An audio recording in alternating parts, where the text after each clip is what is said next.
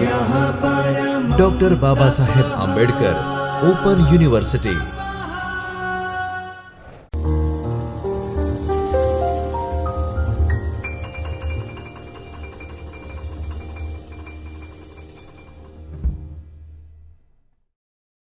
નમસ્કાર, good afternoon friends. Doctor Baba Saheb Ambedkar open university Ahmedabad ચૈતન્ય સ્ટુડિયોમાં આપનું હાર્દિક સ્વાગત છે. ટીવાયબી કોમના વિદ્યાર્થીઓ માટે આજે ભારતીય અર્થતંત્રનો પરિચય એ વિશે આપણે વાત કરીશું. હું રિટાયર્ડ પ્રિન્સિપાલ શિયુષા commerce college doctor Natubhai Patel આપનું સ્વાગત કરું છું. ભારતીય અર્થશાસ્ત્ર અને ભારતીય અર્થતંત્રનો પરિચય એ માટે આપણે ખાસ કરીને પહેલાં તો આપણે એ જોવું જોઈએ ઇન્ટ્રોડક્શનમાં કે વિશ્વમાં જે કોઈ દેશો છે એના જે કોઈ અર્થતંત્ર છે એને કયા કયા વિભાગમાં વહેંચી શકાય છે અથવા તો વહેંચાયેલા છે. આપણે જોઈએ કે વિશ્વના દેશોના અર્થતંત્ર એ પ્રથમ વિશ્વના, બીજા વિશ્વના અને ત્રીજા વિશ્વના એમ 3 ભાગમાં વહેંચાયેલા છે. એટલે કે વિકસિત, વિકસતા અને અલ્પ વિકસિત, આ રીતે 3 ભાગમાં એ અર્થતંત્ર વહેંચાયેલા જોવા મળે છે. હવે આપણે જ્યારે ભારતની વાત કરીએ છીએ ત્યારે ભારતીય અર્થતંત્રનો પરિચયની વાત કરવી હોય ત્યારે ખાસ કરીને ભારત એ અલ્પ વિકસિત અર્થતંત્ર અથવા તો વિકસતો જતો દેશ છે. એટલે ખાસ કરીને એનું મુખ્ય લક્ષણ આપણે કે નીચી આવક ધરાવતો દેશ એ ભારત દેશ છે. બીજું કે ભારતીય અર્થતંત્ર અને ભારત દેશ એ વિવિધ સમસ્યાઓથી ઘેરાયેલો છે. દાખલા તરીકે ગરીબી છે, બેરોજગારી છે, ફુગાવો છે, વસ્તી વૃદ્ધિ છે, આ પ્રકારની જુદી જુદી સમસ્યાઓથી આ અર્થતંત્ર ઘેરાયેલું છે અને એ ભારતીય અર્થતંત્રની અચકલી એટલે કે આપણને જણાઈ આવે એવી આ લાક્ષણિકતાઓ છે.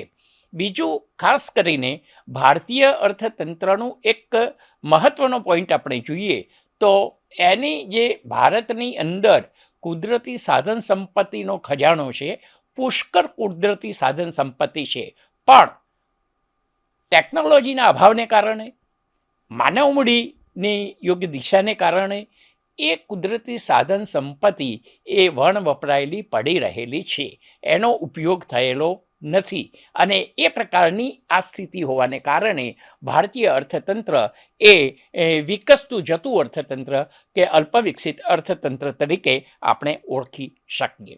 ખાસ અર્થતંત્રના પાયાના લક્ષણો આપણે એને સમજવા જરૂરી છે, પણ પાયાના લક્ષણો સમજીએ એ પહેલાં વિશ્વની મેં જે વાત કરી એ પ્રમાણે 3 ભાગ, પ્રથમ વિશ્વ, બીજું વિશ્વ અને ત્રીજું વિશ્વ, એટલે કે વિકસિત, વિકસતા અને અલ્પ વિકસિત.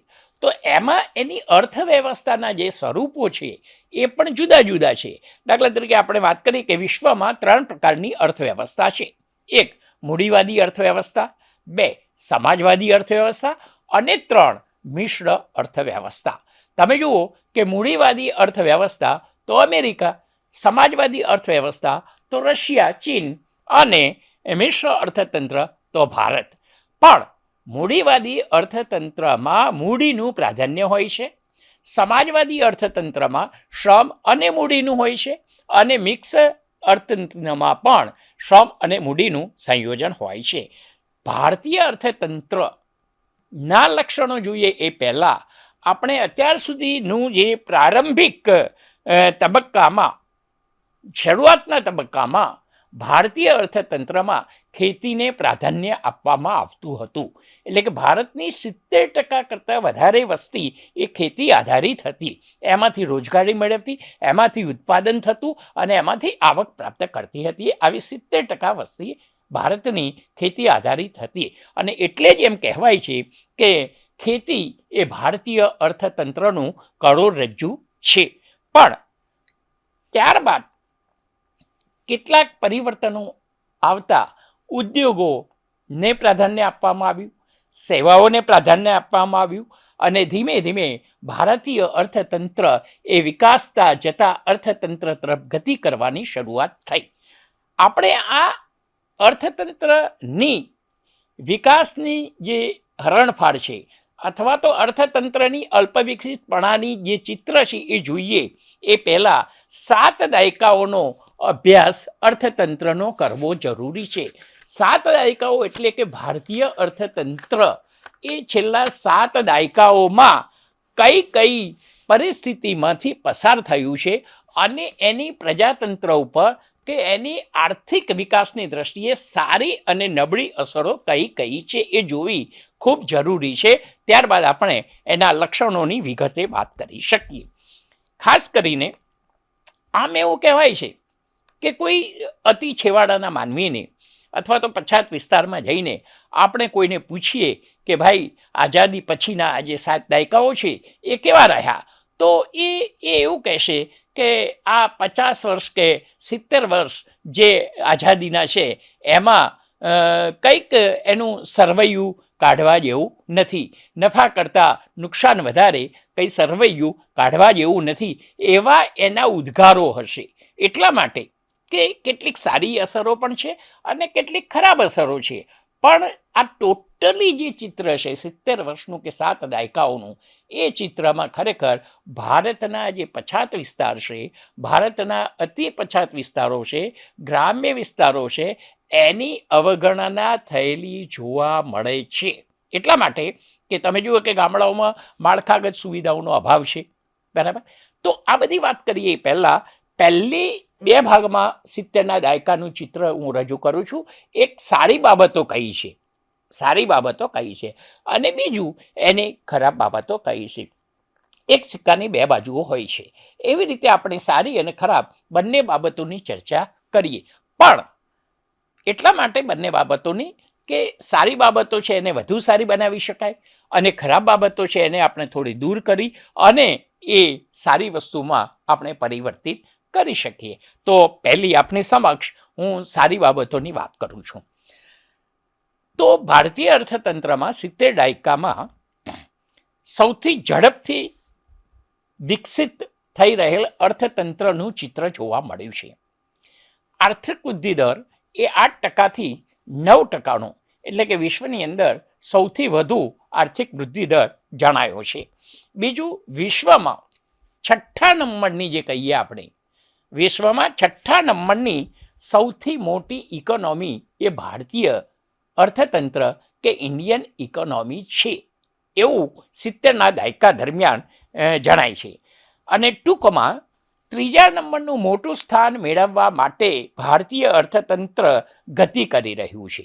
3જા નંબરનું મોટું સ્થાન અર્થતંત્રની રીતે મેળવવા માટે ગતિ કરી રહ્યું છે. આપણે કહીએ કે જીડીપી એ 2030 સુધીમાં $15 ટ્રિલિયન હશે એવો એક અંદાજ છે. એટલે આપણે એમ કહી શકીએ કે ખરેખર 2030 સુધીમાં ભારતીય અર્થતંત્ર એ વિશ્વમાં ટૂંકમાં 3જા નંબરનું સ્થાન મેળવશે એવી આશા આ 7 દાયકાઓ દરમિયાન ના સમયગાળામાં રાખી રહ્યા છીએ. બીજું, અંગ્રેજ કવિ ઇમર્સને એવું કહ્યું છે કે કોઈ પણ દેશનું સાચું અને મહામૂલું ધન હોય તો એ યૌવન ધન છે.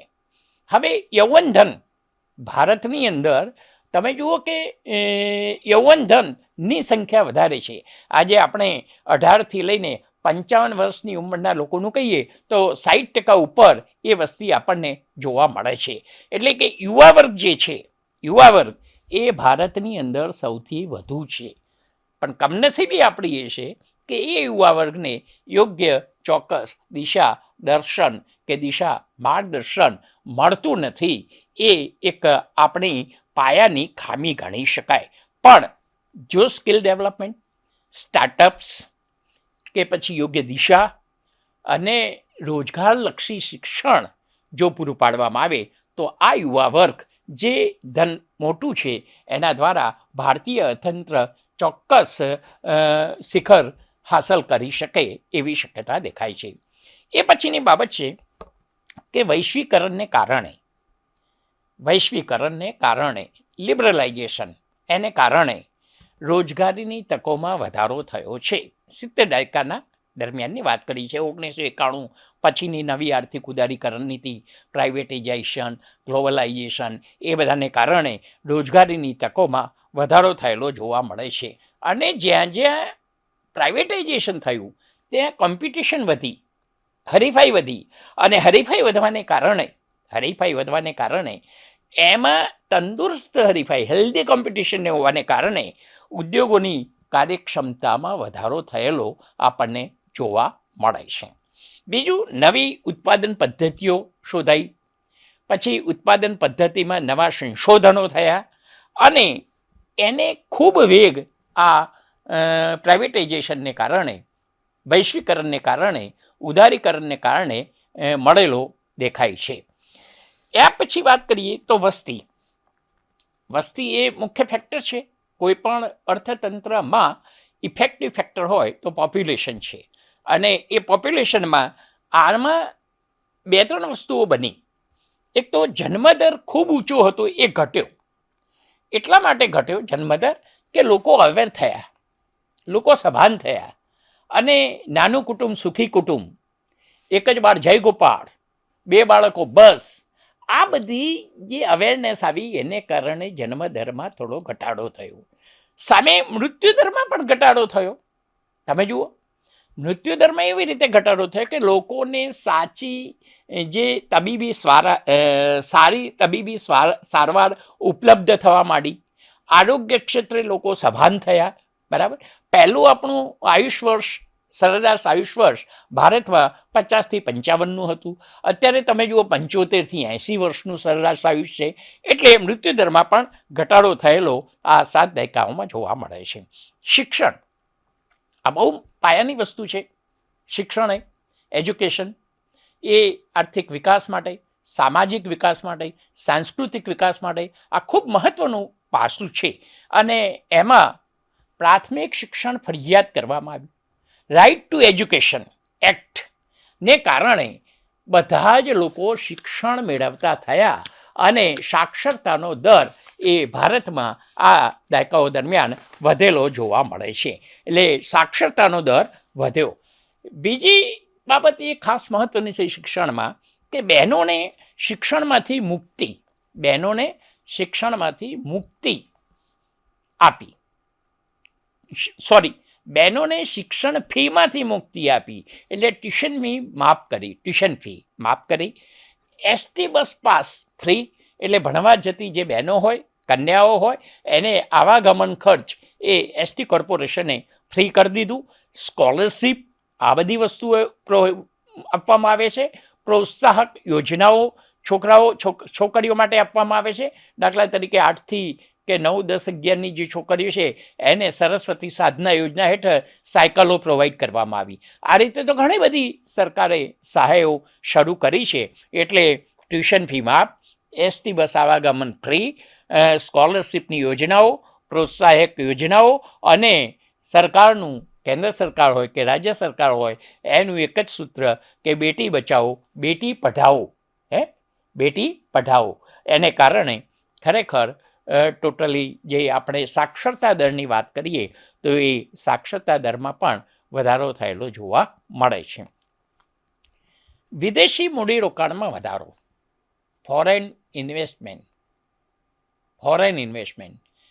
કોઈ પણ દેશ હોય તો એ દેશમાં બીજા દેશમાંથી આવીને મલ્ટીનેશનલ કંપનીઓ, વિદેશી કંપનીઓ એ આર્થિક રોકાણ કરે. સ્વાભાવિક છે કે 1991માં મનમોહનસિંહ તત્કાલ જે વડાપ્રધાન હતા એમને 1991માં નવી આર્થિક નીતિ, ન્યૂ ઇકોનોમિક પોલિસી અને એના 3 મુદ્દા લિબરલાઇઝેશન, પ્રાઇવેટાઇઝેશન અને ગ્લોબલાઇઝેશન એને ધ્યાનમાં રાખીને અમલમાં મૂકી. ત્યારે ભારતની અંદર 1991 પછી વિદેશી કંપનીઓ ઢગલાબંધ અહીંયા ભારતમાં આવી અને બહુ મોટા પાયા પર મૂડીરોકાણ કર્યું છે. ચોક્કસ, નો ડાઉટ કે વિદેશી કંપની અહીં આવી મૂડીરોકાણ કરે તો એ પોતાનો પ્રોફિટ એના ત્યાં લઈ જશે, એ બરાબર. પણ જ્યારે આપણે ત્યાં એ વિદેશી મૂડીરોકાણ અહીંયા થાય છે ત્યારે એના દ્વારા ઉદ્યોગો, નાના ઉદ્યોગો, મોટા ઉદ્યોગો, આ બધી સ્થપાય, એને સ્થાપના થાય, એ ઉદ્યોગો કાર્યરત થાય તો ઔદ્યોગિક વિકાસને વેગ મળે છે, ઔદ્યોગિક વિકાસ ઝડપી બને છે અને એને કારણે આપણા જે અહીંના લોકો હોય એને રોજગારીની તકો મળે છે અને રોજગારીમાં વધારો થાય છે. એટલે એની અસર સીધી લોકો ઉપર પડે છે કે લોકોની આવકમાં વધારો થાય. આવકમાં વધારો થાય એટલે એ પોતાની જીવન જરૂરિયાતની જે વસ્તુઓ છે એ સારી રીતે, સારી ગુણવત્તાવાળી પ્રાપ્ત કરી શકે અને આપોઆપ છેલ્લે એના જીવન ધોરણ ઉપર સારી અસર પડે છે અને જીવન ધોરણ એનું ઊંચું આવે છે. આ વિદેશી મૂડીરોકાણમાં જે વધારો થયો છે એનો એ લાભ આપણે ગણી શકીએ. વિદેશી રોકાણ થયા પછી અહીંયા જે ઉત્પાદનમાં વધારો થયો, એ ઉત્પાદનમાં વધારો થતાં આપણે જે કોઈ વસ્તુઓ બહારથી આયાત કરતા હતા એ આયાતો કરતાં આપણી નિકાસોમાં વધારો થવા લાગ્યો અને આયાત કરતાં નિકાસોમાં વધારો થાય એટલે સ્વાભાવિક છે કે વિદેશ વ્યાપારમાં વિદેશી હુંડિયામણમાં વધારો થાય છે. એટલે 70ના દાયકામાં આ પણ એક સારી બાબત જોવા મળી છે કે વિદેશ વ્યાપારમાં વૃદ્ધિ થઈ છે. એમાં પછી એ વ્યાપાર તુલાની વાત કરીએ, વિદેશ વ્યાપારમાં વૃદ્ધિ થઈ છે, એમાં આયાતો કરતાં નિકાસો વધી છે અને એમાં આયાત મૂલ્ય કરતાં નિકાસ મૂલ્ય પણ વધ્યું છે અને વિદેશ વ્યાપાર એ ઘણો સરસ રીતે ભારતમાં જોવા મળે છે. વૈશ્વિક ક્ષેત્રે ભારત અગ્રેસર સ્થાન પ્રાપ્ત કરવા તરફ જઈ રહ્યું છે. ભારતીય અર્થતંત્ર વિશ્વ લેવલે, વર્લ્ડ કક્ષાએ, અને આપણા જે સરકાર છે એ આત્મનિર્ભરની વાત કરે છે, વિકાસની વાત કરે છે. એટલે એ દ્રષ્ટિએ પણ આપણે જોઈએ તો ભારત એ વૈશ્વિક દ્રષ્ટિએ અગ્રેસર બનવા જઈ રહ્યું છે. મુખ્ય બાબતો ઉપર વાત કરું તો એક તો પ્રવાસન ક્ષેત્ર, ટુરિઝમની વાત કરો તમે. ખાલી ગુજરાતના ઉદાહરણ લો. ગુજરાતની અંદર કેટલાક એવા પ્રવાસના ધામો છે કે જેને ટુરિઝમ દ્વારા એને ડેવલપ કરવામાં આવ્યા છે. હમણાં સ્ટેચ્યુ ઓફ યુનિટી, માનો કે એ વિશ્વ કક્ષાનું એક આકર્ષક પ્રવાસન ધામ બન્યું છે. તમે જુઓ તો આવી રીતે અંતરિક્ષ ક્ષેત્રની વાત કરીએ તો એમાં ચંદ્રયાન, તો આ જે પ્રવાસન છે, અંતરિક્ષ ક્ષેત્ર છે, તો આને કારણે ભારત એ અગ્રેસર સ્થાન પ્રાપ્ત કરવા માટે જઈ રહ્યું છે. પછી વસ્તી વૃદ્ધિ ભારતની અંદર તો છે. ચીનનો પહેલો નંબર આવે, બીજો નંબર ભારતનો આવે. ભારતમાં વસ્તી વૃદ્ધિ કૂદકે ભૂસકે વધતી જાય છે. તમે કદાચ નહીં માનો કે 1951માં ભારતની વસ્તી 36 કરોડ હતી અને આજે આપણે 2021 અથવા તો છેલ્લે 2011નો સેન્સસ હશે તો 120 કરોડની વસ્તી છે. કેટલા ગણો વધારો! એટલે ભારતમાં વસ્તી વિસ્ફોટ થયો છે. વસ્તી વૃદ્ધિ નહીં, વસ્તી વિસ્ફોટ થયો છે. પણ એનું જમા પાસું એ છે કે ગ્રાહક વર્ગમાં વૃદ્ધિ થઈ છે. તમે જુઓ કે વસ્તી વધવાને કારણે જે વપરાશી ચીજવસ્તુઓ હોય કે મોશોકની ચીજવસ્તુઓ હોય કે જીવન જરૂરિયાતની ચીજવસ્તુઓ હોય એની માંગમાં વધારો થયો છે. એટલે ગ્રાહકોનો મોટો સમુદાય મળ્યો છે. આપણે એવું નથી કહેતા કે ગ્રાહકોના સમુદાય માટે વસ્તી વધારો, એવું નથી કહેવા માગતા. અને માનો કે વસ્તી નિયંત્રણ માટે લોકોને મારી નાખો એવું પણ ન કહી શકાય. પણ વસ્તી વૃદ્ધિનો આ એક પરોક્ષનો ફાયદો કે ગ્રાહક વર્ગમાં વધારો થયો છે અને ગ્રાહક વર્ગ વધવાથી વસ્તુઓની માંગમાં વધારો થતાં આપણને ઉત્પાદન ક્ષેત્રે વધુ ઉત્પાદન કરવાની તકો ઝડપી શકીએ છીએ.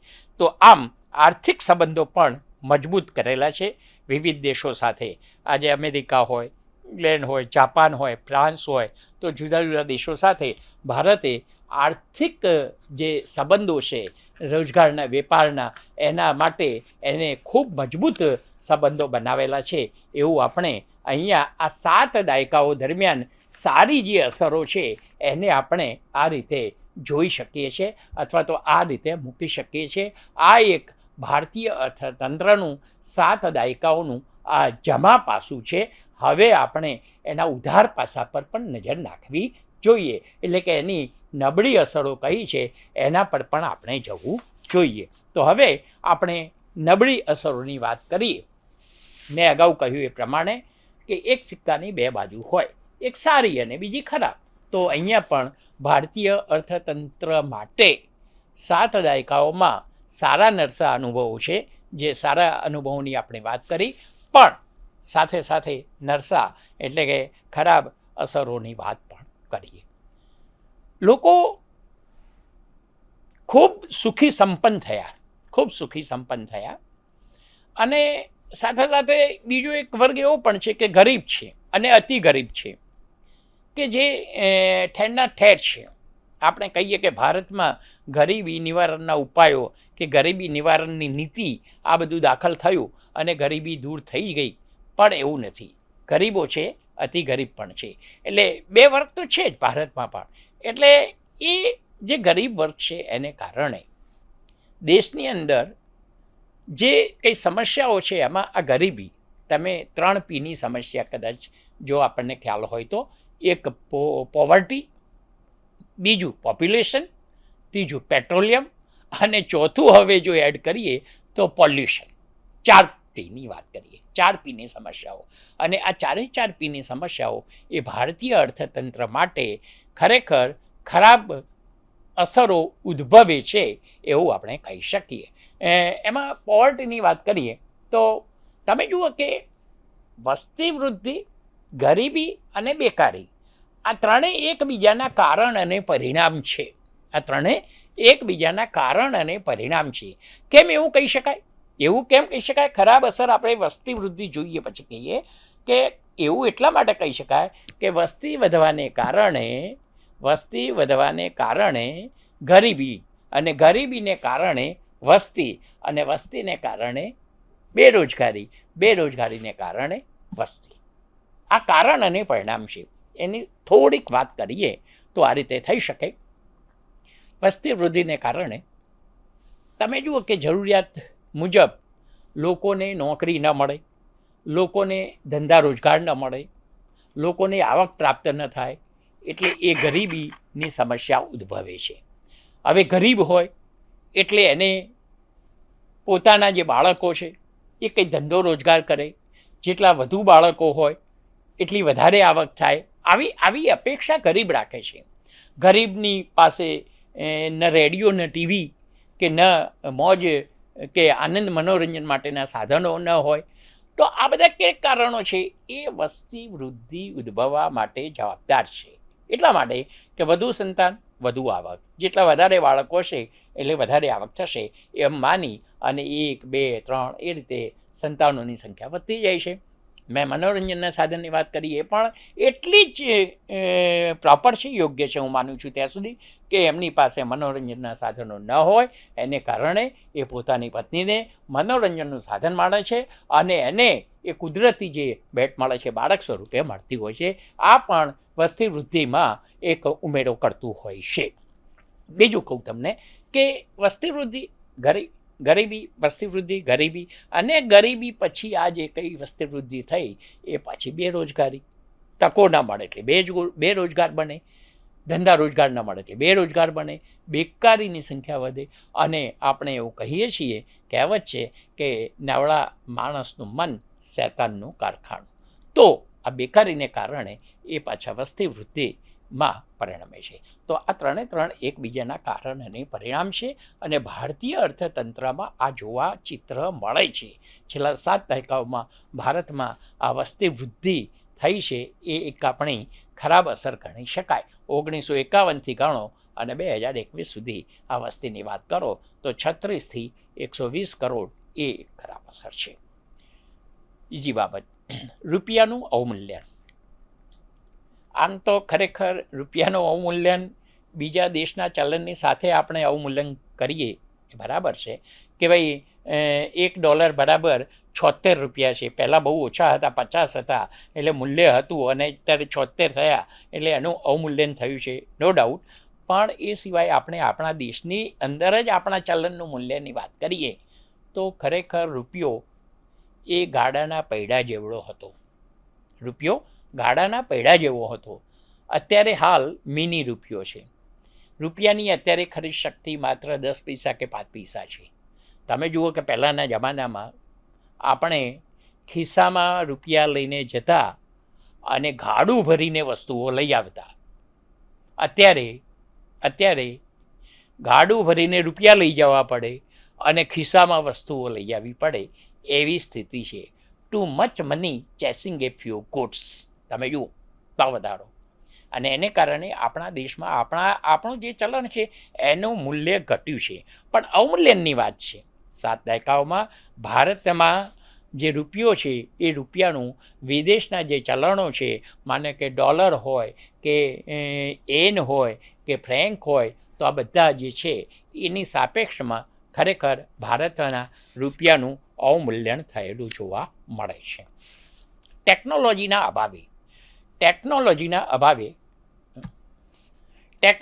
અભાવે આયાતો વધી છે. થોડીક વાત કરી લઈએ ખરાબ અસરોની, પછી બીજા લેક્ચરની વાત કરીએ. બેકારોની, બેન્કોની NPA નોન પરફોર્મિંગ એસેટ વધી છે. ભ્રષ્ટાચાર વધ્યો. કાર્યક્ષમતા કર્મચારીઓની ઘટી. GSTમાં પરિવર્તન. GSTનું નોલેજ નથી, એનું અજ્ઞાનતા છે. બેકારી વધી છે. આ પણ એક શિક્ષિત બેકારી વધી, પ્રચ્છન્ન બેકારી વધી, સુષુપ્ત અને ગુપ્ત બેકારોની સંખ્યામાં વધારો થયો છે. આ માળખાગત સુવિધાઓનો અભાવ પણ અહીંયા જોવા મળે છે. Thank you. स्वाध्यायः